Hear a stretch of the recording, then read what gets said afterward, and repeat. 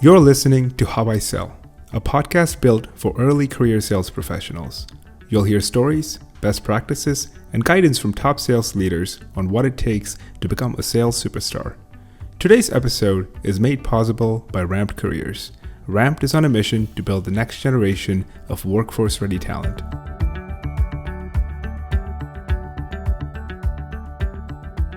Hey everyone, joining us today is Jordan Evans, Head of Sales for the US at Unibuddy. Jordan has held other senior sales roles in the past, and he is our first guest who is also a professional soccer player. Thank you, Jordan, for joining us today. Thanks a lot for having me. Jordan, I know we caught up a little bit before I hit the record button, and I wish I hit the record button earlier. That's some of my favorite parts of interviewing people. But for those that don't know who you are, who is Jordan Evans? Loaded question. So I guess from a professional perspective, I've spent the last 10 years in the sales world, mostly in the software sales world, from the coveted SDR to a VP or US head of sales positions. Off the work field, I'm someone who tries to make sure that I abide by the work to live and not live to work ideology. And that doesn't mean that I don't like working. It means that I think people, especially in the sales world, try to pigeonhole themselves into the end goals of what you're looking to do, which is make money.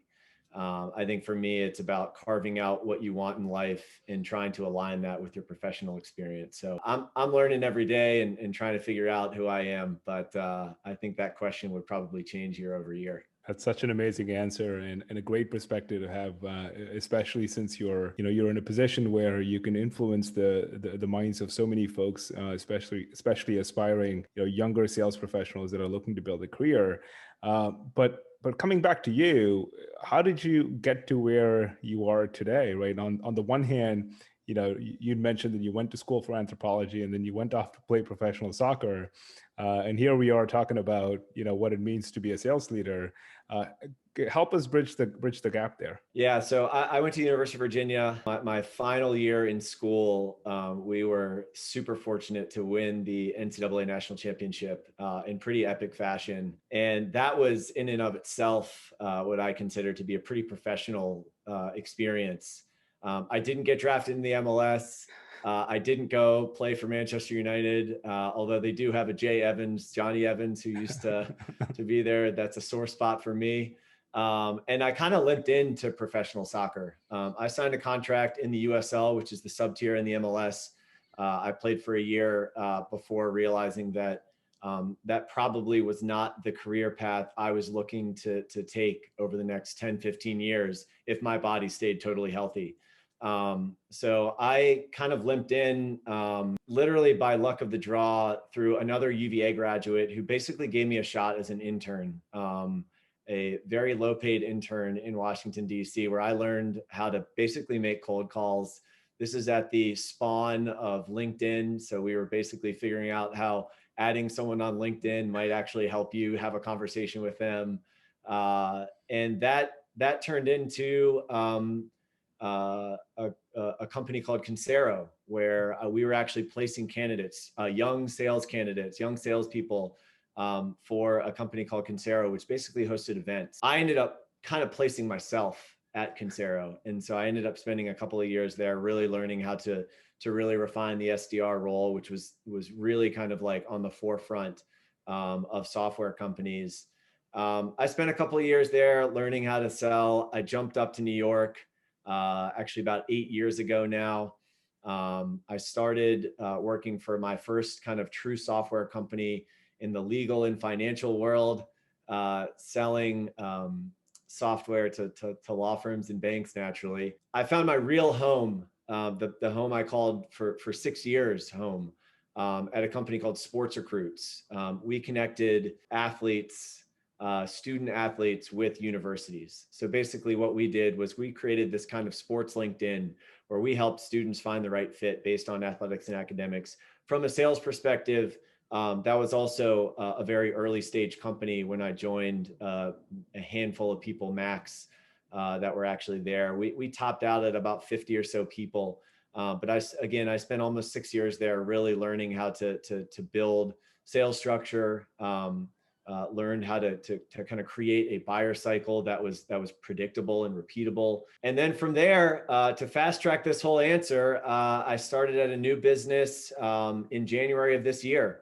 I only stayed there for about 9 months. It was a company called Broker Genius. At Sports Recruits, I'd been promoted to the VP position, so I managed our sales and AM function there. I took that same role at Broker Genius, which is a Series A business selling into the live event space. That business was disrupted quite significantly by COVID, and they're still going. They're still strong, and they've got some exciting pivots ahead. But I made the decision to move on to a company where it really actually felt like home again. We're connecting at Unibuddy as the US head of sales. We're connecting students to universities. So at Sports Recruit, spending almost 6 years learning that world, this is much different, but it's still within the same kind of realm of connection. And so, to bridge this 10-year gap post soccer, I'm in my 5th week at Unibuddy. And we're really excited to hopefully change this kind of peer-to-peer engagement world from a student perspective. That's an incredible story. And, it's almost like 2 parts to that story, right? Where, your foray into athletics and wanting to play professional soccer seemed like it was a strong choice. And your entry into sales was almost a product of just time and circumstance to some extent, where you kind of stumbled into it. And we hear a lot of that. But I want to dig into your background as an athlete. When did that start? And do you have any fond memories of, your formative years as wanting to become an athlete, going all the way back to high school? Do you have any good memories or a good story about why you wanted to play soccer professionally? I grew up a Manchester United fan. Last year, I actually got to have my first experience visiting Old Trafford, the stadium that they play at in Manchester. It was really, really incredible. I grew up idolizing Ryan Giggs, an outside left midfielder. I'm a heavy left foot. My right foot does not work. You ask anyone I played with. I also grew up idolizing Cristiano Ronaldo, which also now tells me how old I am, because there are teenagers that are direct from the US, Weston McKennie, playing for Juventus, who is now playing with Ronaldo. And that kid is 15 years younger than me. So to tell you how well Cristiano has kept his form and how much I have positioned myself is another story for another day. But I think I grew up wanting to play. I grew up in Southern Virginia. They called us foot fairies. It was super derogatory, but basically in Southern Virginia, it was football, like American football or baseball or basketball, right? And so my older brother had played soccer, and that just happened to be something that I was much better at. I'm 6'4", so I had played basketball and volleyball until everyone else got a little taller than me and I was no longer the tall guy. So, I found my sweet spot there. My story ended in a really positive way from a collegiate perspective. My last collegiate game was the NCAA final, and we won in penalties. It was really, really epic. Yeah. Jumping into the professional world was very rewarding. It was something that I'd always dreamed of, to get a paycheck that was literally given to me because of the way that I kicked a ball.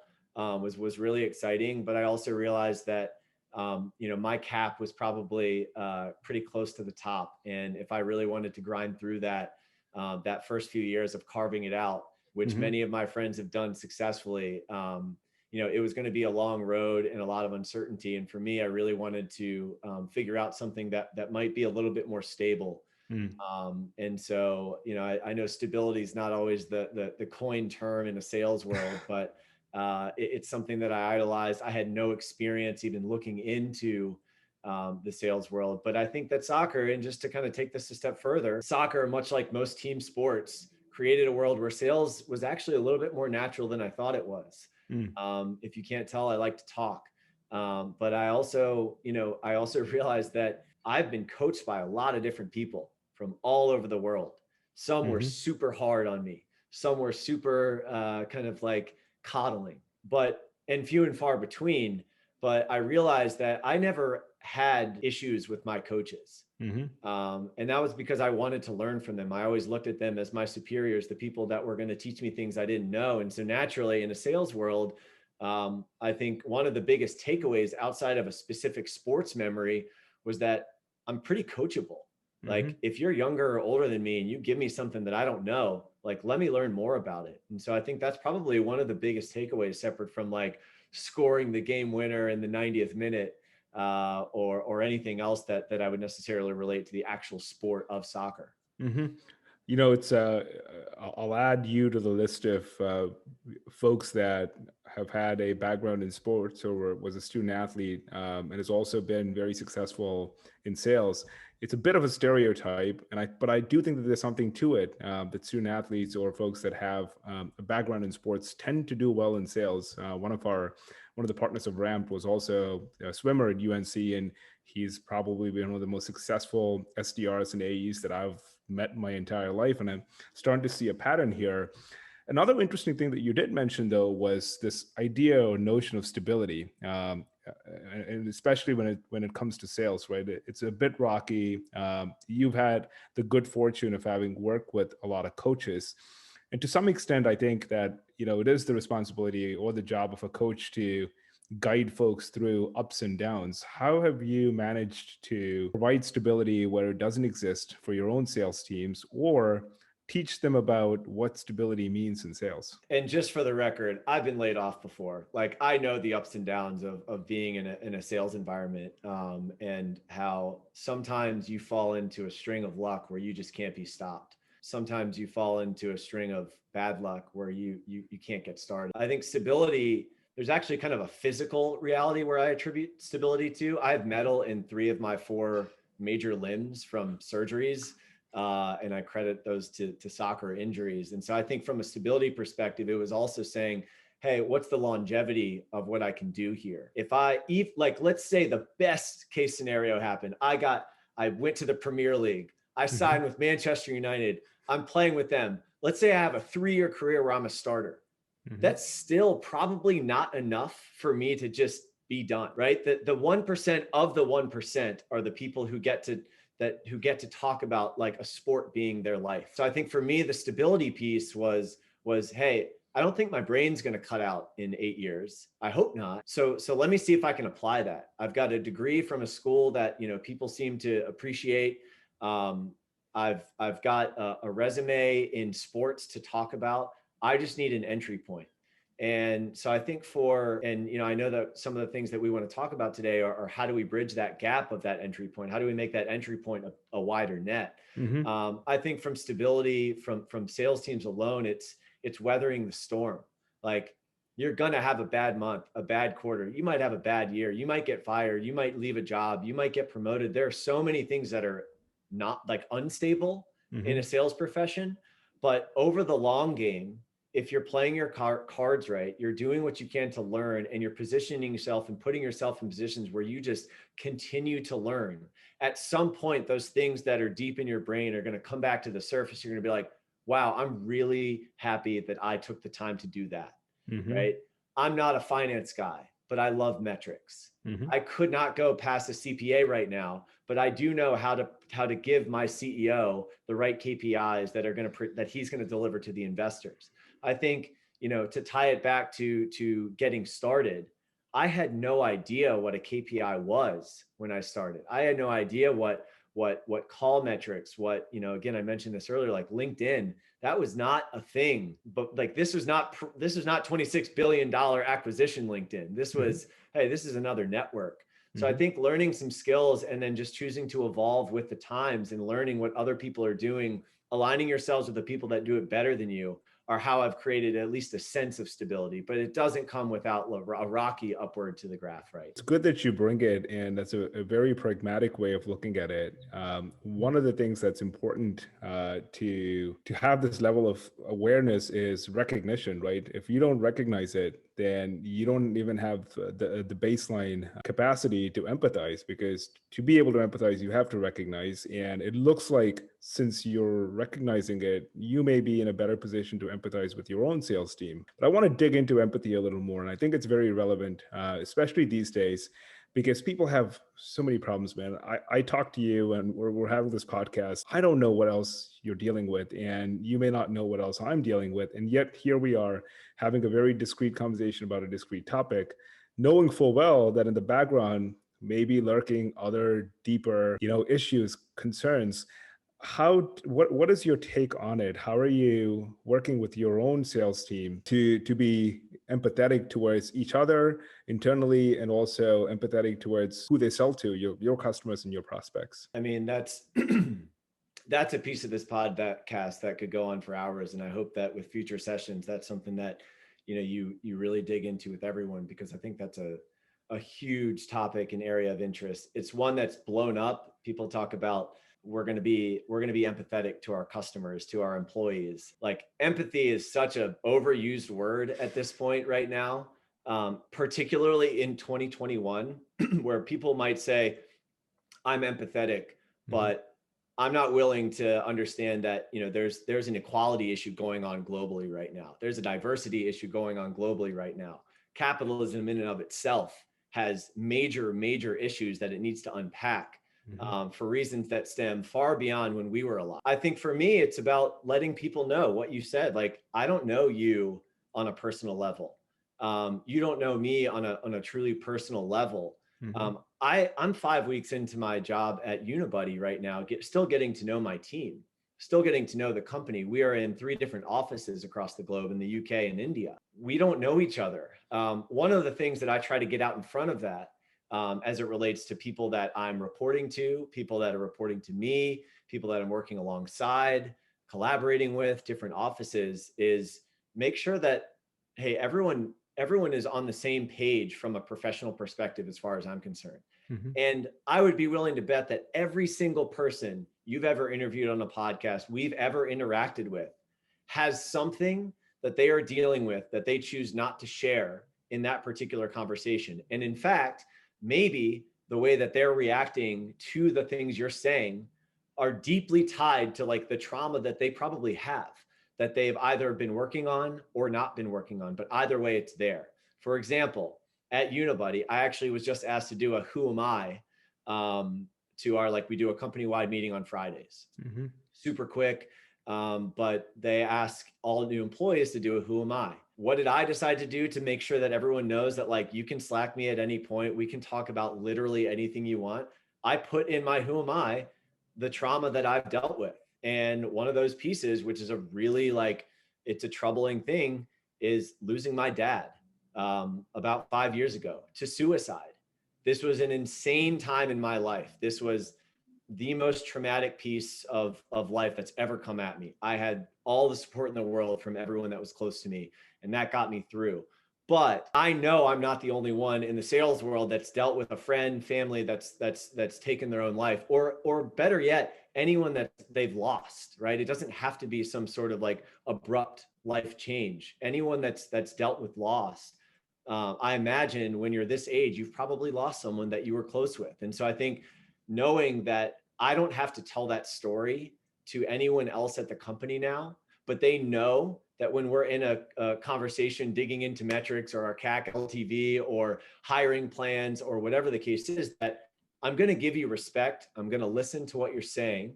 I'm going to take that to heart, and we can have a professional conversation as long as we know that at the end of the day, we're trying to get a singular job done. And if you know that there are certain kind of touch points that you want to be mindful of, there's probably not a place in a conversation with me to joke about suicide. That's a big deal in my world. But I'm not, but I wouldn't feel uncomfortable telling you that now that you already know that about me.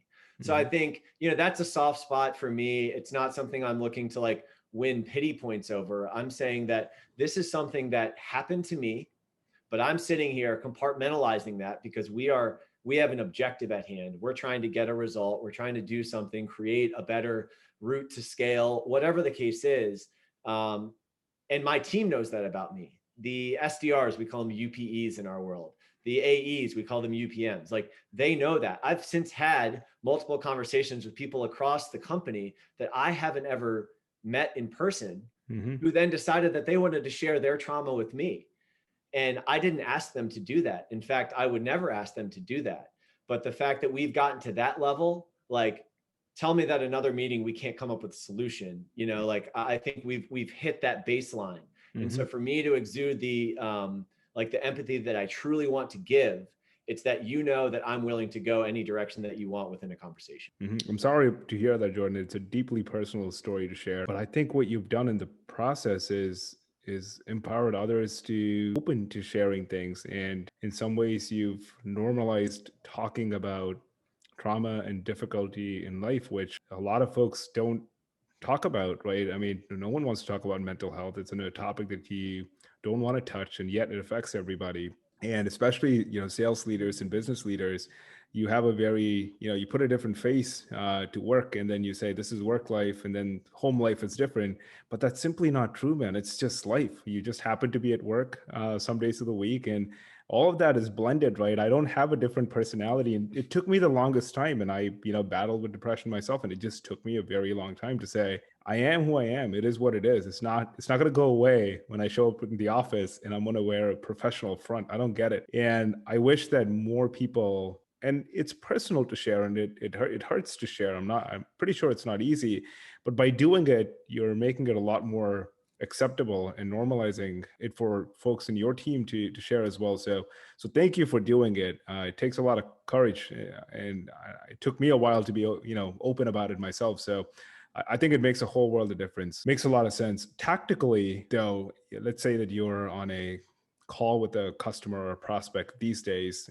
What is the perspective that you folks take? Is this part of a script? Can you coach this into people? Do you think empathy is coachable, or do you think you just need to have it in you? I think empathy is coachable, like to an extent. You can teach someone how to listen. You can teach someone how to listen and not respond back, or how to listen, digest it, and then give you feedback or ask a follow-up question that is relatable to the answer you just received. I think you can teach people to handle objections with empathy. I think you can teach, in particular, a salesperson, if someone gets hung up on, if someone gets, the dreaded no, or the even larger dreaded ghosting, like, you can teach them to not take offense to that. Right? You can teach compartmentalization. I don't think that, like, I think there's more work to be done though. You can give a baseline, you can give a framework for what you should do. But at the end of the day, I think, it kind of, for me, ties back to like the way that you hire. If we're bringing in, 8 new people in the next 4 months, which we are, the interview process is more critical than the onboarding and the training to me. Everyone these days says they're coachable. Everyone says they're empathetic. Of course. Everyone says they're a hard worker. You learn a lot about someone if you get them to talk to all of your team. If you have a specific understanding of what you're looking for. I know that your resume does X, Y, and Z. Talk to me about a tough time in your life. I'm not asking that you share your deepest, darkest secrets, but I'm asking that you don't say, well, the toughest time in my life was that $1 million deal that pulled the rug out from under me last minute. Like, we're not at a level that I'm ever going to want. Like, I don't think that, like, maybe some people can do this. I personally, if that's what you're going to reference, I'm not going to be able to get to the level of depth that I want for you to not only be able to communicate with me and our team, also with our customers. And I also think it depends on the industry you're in. Like, I can sit here and tell you how empathy is important. Like, that just might not be, not that it's right, but right now it's not as important to like a law firm that's looking for the most like hardcore litigator, right? That's just not how you get things done. Not that I agree with that, but that's just the reality. I was listening to a call with I posted this on LinkedIn the other day, and I don't post a ton. There's a SDR of mine who was on the phone. He had scheduled this call, and he's trying to find a time. It was last Monday, and he goes, "Oh, I don't know if you're working on Columbus Day." The woman corrects him, and she goes, "You mean Indigenous Peoples Day, right?" Yeah. And I was just like, I was like, holy shit, this is so cool. Like, and he handled it well, and he apologized, and she laughed, and she said, "Yeah, we're making this a thing now." And I could not have I couldn't have been more excited to hear our own potential customer correct someone about like the social justice, the unlearning, the unpacking of our actual history as a country, and apply that into this capitalistic sales world where we're trying to get a university to effectively like sign up with us. So I think, you know, that's a loaded question, a loaded answer to your question about can you teach empathy? But I think like it does depend what industry you're in. I think you can teach certain pieces of empathy, but then you have to let them run with it. Like Yeah. you have to let someone, like if you're going to hire someone, you need to know that there's a baseline understanding there. We've eliminated a number of candidates over the last 4 weeks who we said, could they get the job done? Yes. Are they an A player? Maybe. Do we think that they're going to fit in with our company culture and what we're trying to drive, where you can be collaborative, you can be open, you can be vulnerable? No. And so even from our CEO, you know, who's reporting to investors, we would rather take our time to find the right person who can exude empathy and exude vulnerability and apply that into being a badass salesperson. We would rather wait and really continue our search on for the right fit. So I think you can teach certain pieces of empathy. I don't think that that's something that's like part of the onboarding session of how do we make this person empathetic. Yeah, I think you're right. I mean, the empathy, like everything else in life, I don't think it's binary, right? I think it's you can have various spectrums of it. Some people are truly empathetic in ways that can't be taught, and for others, I think you can teach elements of it, right? So I agree with you. It's not binary. You can be somewhat empathetic, or you can be a lot empathetic, or not empathetic at all. And so, to the extent that you can teach elements of it, and quite honestly, practice it yourself, right? At the end of the day, if they don't see it coming from you or coming from your CEO, no matter what you teach them, it's not going to stick first. And the second thing is, which is the most interesting part of what you brought this up, was highlighting the recruiting process. Unfortunately, a lot of early career recruiting, especially today, I don't think people treat it the way it should be treated. And I've seen this at a lot of companies where it's like, it's a mill, let's get some people in. If they hit their metrics in 90 days, great. If not, churn and burn, let's bring the next person in. Because it's expensive and it's painful to have a recruiting process that's well thought out. And most companies are not doing it. But to your point, it really starts there. I know we're running out of time. I'll ask you one last question. You've had such a rich experience, varied experience, with some ups and some downs.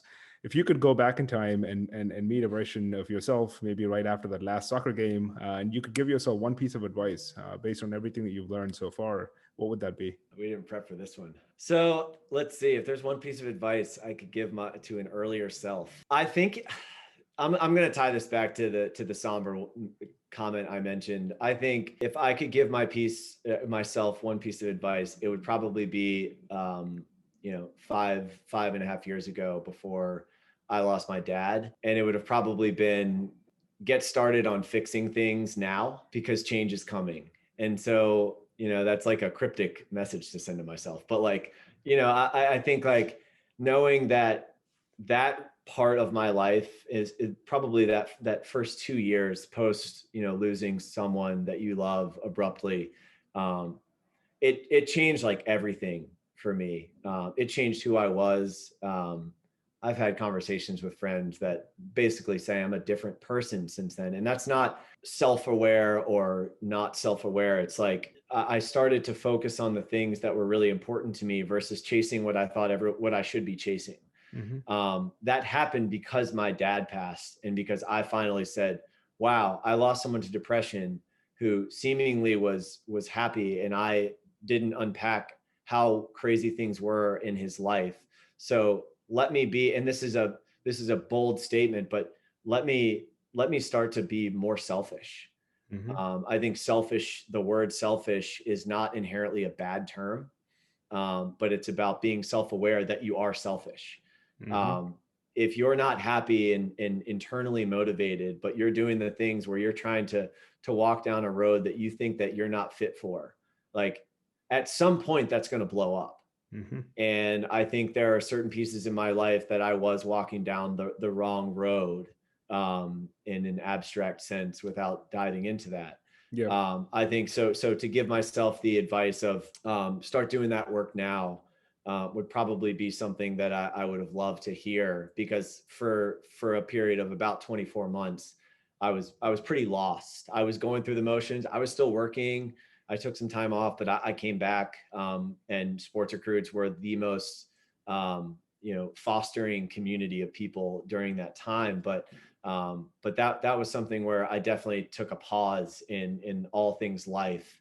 And I didn't really know where to start. So I think that would probably be an advice I'd give to myself. Yeah, I can't agree with you more. I've found myself saying this to folks as well. I'm like, be selfish, and I don't think there should be a negative connotation.